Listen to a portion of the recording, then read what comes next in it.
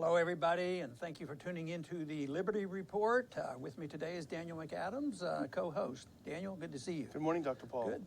Today we have a very special guest, and we're very pleased to have a friend of ours, somebody that's worked with us when we were in Washington, and also he serves on the Board of Advisors on the Ron Paul Institute. So it's very nice to welcome you to the program, Louis Fisher. Great to see you. Good.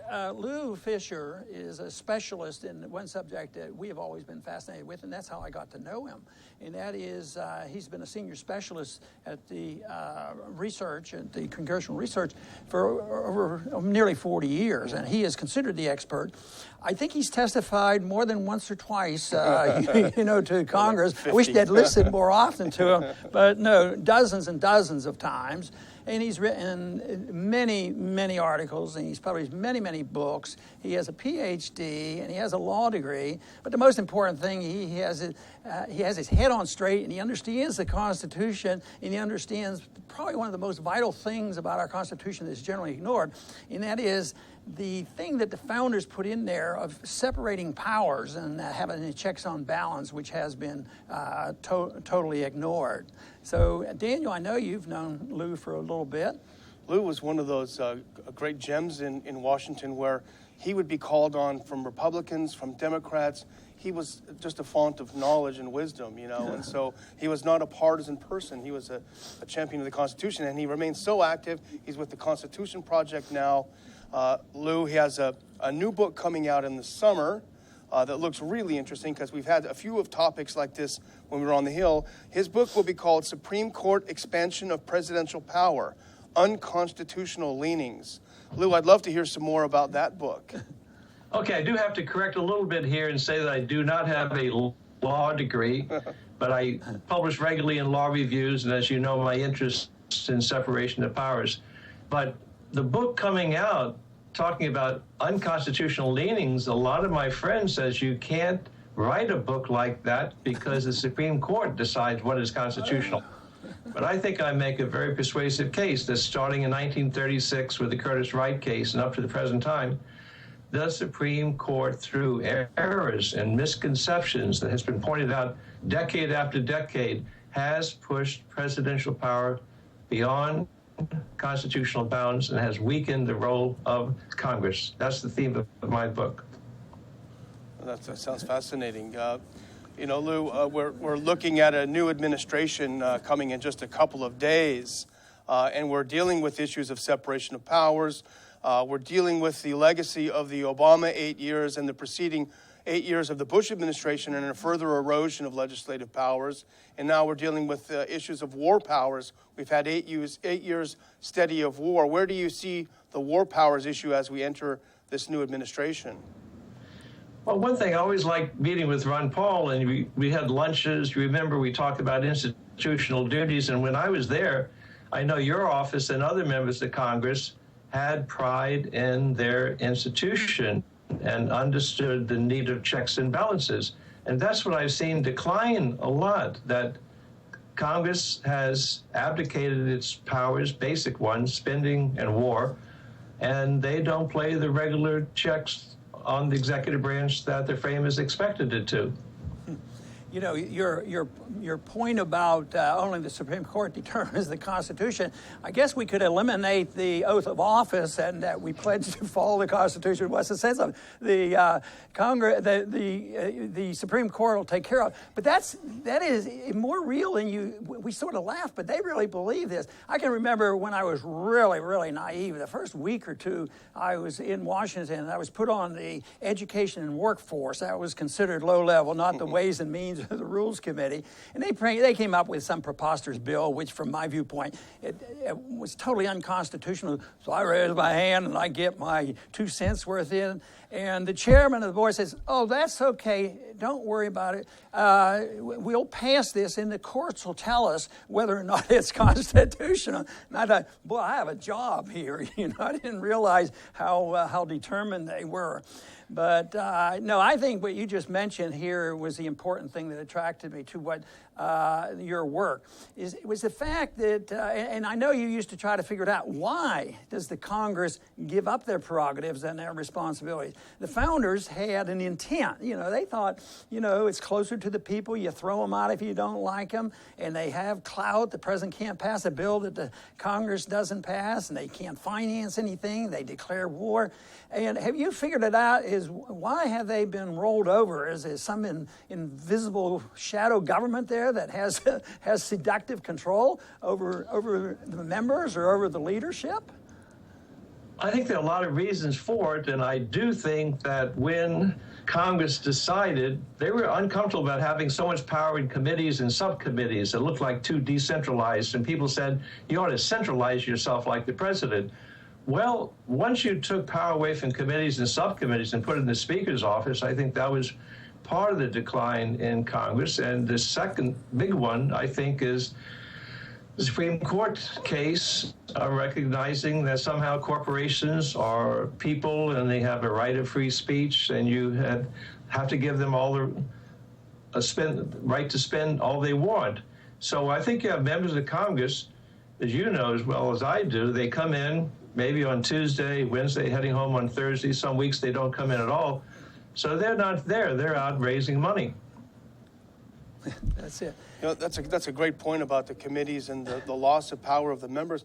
And even just in the 11 years I was with you, Dr. Paul, I noticed the committees getting less and less important, and the members, individual members, having less and less input, to the point where the hearings, especially toward the end, were among three people who agreed on exactly everything that the chairman wanted. So there was really no point in even going. It seems like the Congress goes out of their way to opening up the door for the individual that might be a very aggressive executive branch manager. The president might just walk through there and enjoy these things. So it looks to me like we still have a big job ahead of us, even though you've been fighting this, Lou, for a long time, is trying to wake up the Congress. And do you think the people are different right now? They're angry and upset with everything. But do you think it's all a healthy thing, or are they going in the wrong direction? Do you think there's signs that what's happening in Washington is that we are going to emphasize, the responsibility of the Congress and not concede so much to the president? Or do you think it's going to be more of the same? I did a book a couple of years ago, the very strange title, Congress, Protecting Individual Rights. And people would think, are you crazy? The Supreme Court protects individual rights.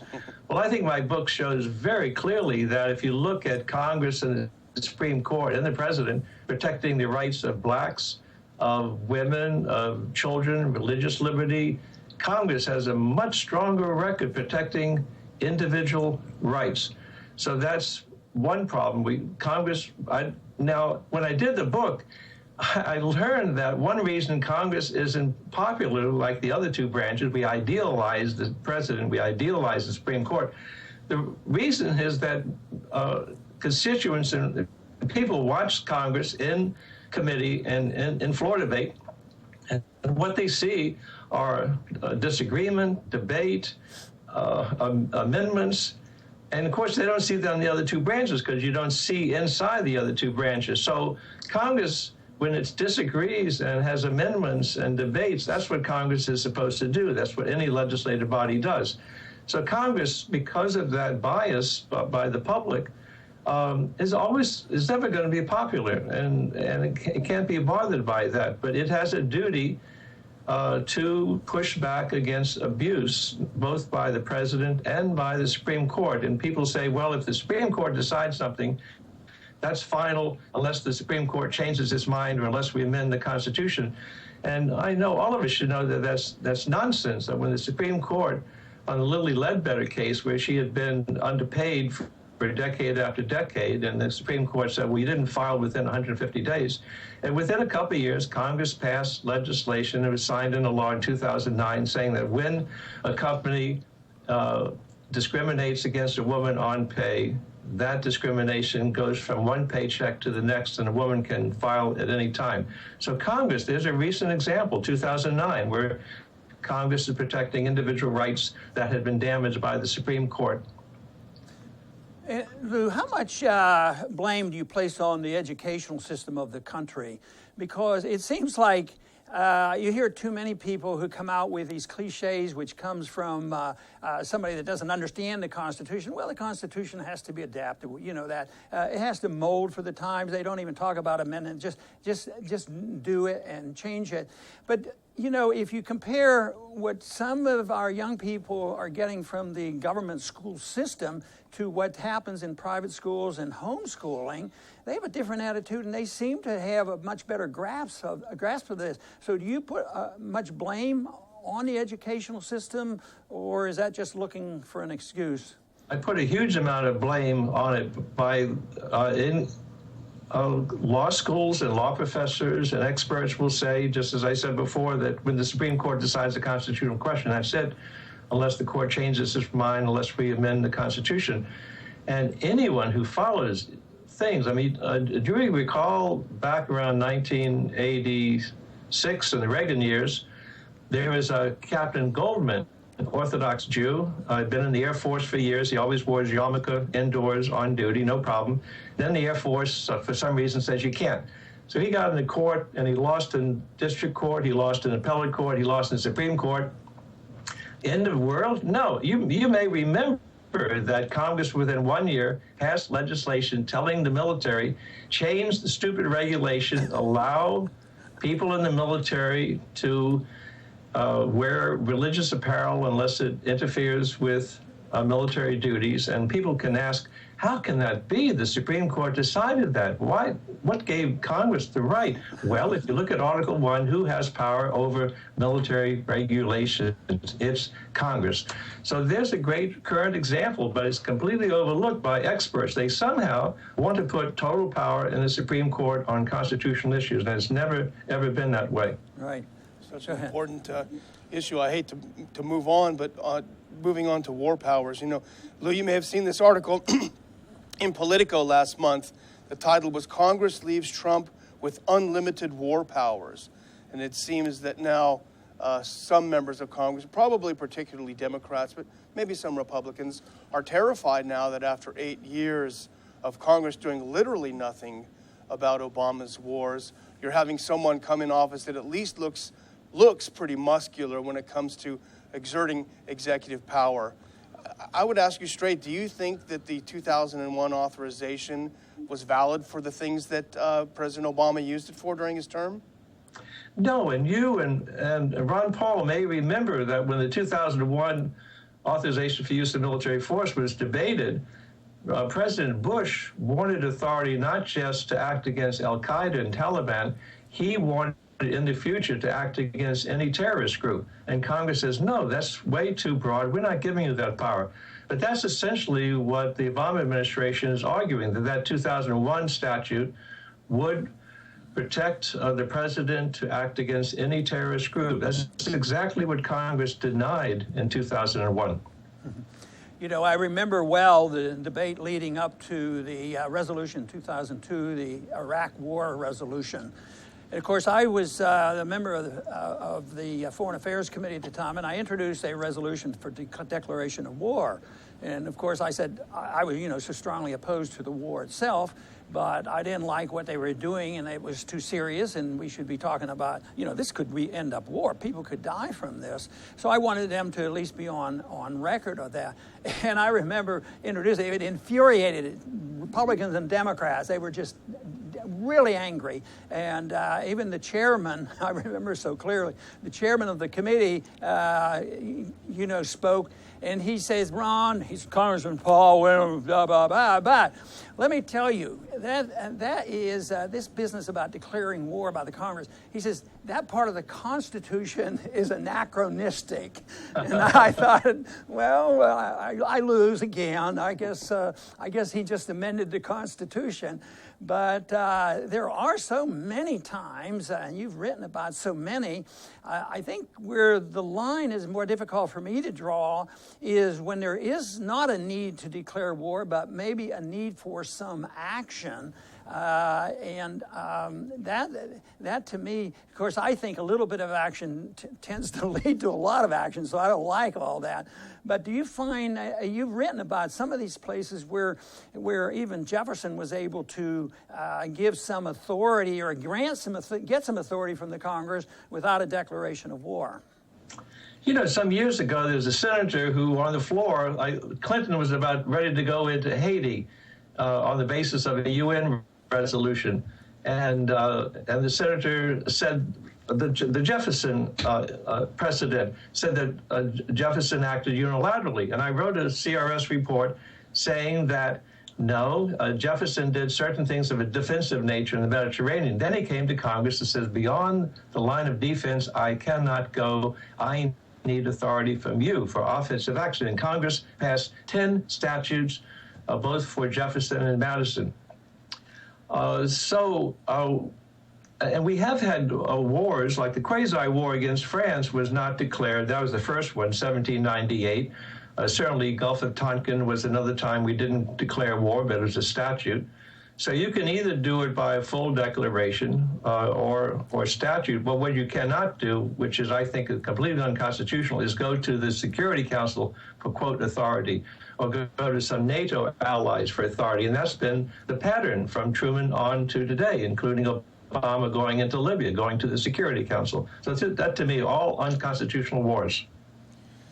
So, Lou, the issue now is whether President Trump will go to Congress for an authorization for the war on terror, global war on terror. He doesn't seem to be bothered by the prospect, and it looks more like a formality. He said, wouldn't bother me at all doing that. We probably should have done that in the first place. Do you think the idea of an authorization has been, cheapened by the process that you've mentioned, and certainly the precedent of 2002 with a very vaguely worded authorization for Iraq? What might it look like if he does get such an authorization? What should it look like? I think first of all, it should be short term so that Congress can authorize it, and after maybe 2 years, see what is actually happening, and then decide what to do after that. I don't think it should be open-ended. And we're very early in the Trump years. I think Republicans must know that if Trump exercises poor judgment, like other presidents have done, it can damage the Republican Party for decades to come. So I think that one of the big checks on Donald Trump should be Republicans in the House and the Senate that ought to go back and figure out what the Constitution means and uphold the Constitution. One thing that I talk about, I want to see if I get your opinion about, and that is, how do these things end? I lived, as you did, through the Cold War, and I was drafted in the 60s. I was in the service for 5 years through the Cuban crisis and this sort of thing. And the scare by the Soviets was significant and real. But it dissipated. It disappeared, and it was gone, and we didn't have to use our nukes. And the whole empire disappeared. But we have the same thing right now. We're in a lot of countries. We're overextended. And in a practical way, do you think it's more likely that we're going to just get more sensible members of Congress and get a sensible president and change this strategy and this policy? Or do you think if it does come to an end, it'll more likely come to an end because we flat out can't afford it anymore? Well, when Obama came in with the 2 wars going on in Afghanistan and Iraq, I think he made it as part of his agenda, his legacy, to get out of both countries. Well, we're still in both, and I think there's a legitimate reason now. The reason to bring all troops out of Iraq, hoping it would be in self-government and stable, that was partly George W. Bush. They couldn't get an agreement, and partly Obama wanting to show that he can get out of Iraq. So suddenly, as we know, Iraq is very divided along religious lines, and the Islamic State comes in. And we're still in Afghanistan. I think Obama wanted to get out of Afghanistan, but I think if we did and NATO gets out, the likelihood of the Taliban coming back in and destroying all the liberties that have been built up. So, no, you're right. This is very, very, very costly. And the idea that you can go into a country and get out I think we destabilized the Middle East with a war starting in 2003. And look what we did, look what Obama did in 2011, going into Libya and getting rid of Gaddafi, and it's a failed state now and a breeding ground for terrorism. So the idea that we are some peace-bringing country has been the opposite. All right. Lou, we're going to have to go, and I want to thank you very much for being with us today. I also want to thank you for being on the board of directors on the Ron Paul Institute. But we really appreciate you being with us today. A pleasure being with you. That is great.